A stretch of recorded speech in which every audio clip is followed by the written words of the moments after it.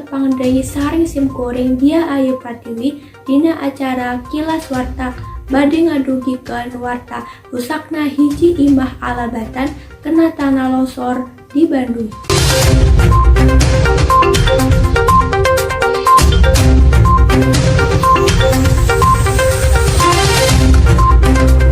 Intensitas hujan anu ageng turun di wilayah Kabupaten Bandung, Jawa Barat, Senin, 8 Desember tahun 2022 sonten nyebabkan pergeseran tanah di Kecamatan Ibun anu nyebabkan tanah longsor di wilayah eta.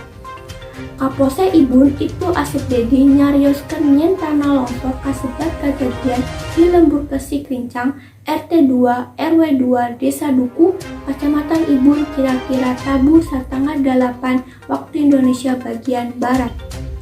Pergeseran tanah longsor dina panjang 15 meter, lebar 4 meter, sareng luhur 6 meter, eta nimpa salah sahiji imah boga warga anu aya di sakitaran tempat kejadian eta. Dedi mengungkapkan kronologi kejadian, wanci kejadian tanah longsor korban keur sasarean di kamar. Kadenge suara gemuruh di kamar pas ditingali ti palebah kamarna, si horeng teh kamarna tos kaurung ku tanah hubul. Tanah kasebat asana ti serang anu aya di sisi luhur imahna. Terang imahna katimpah tanah longsor, saterusna korban dibantuan ku tatanggana.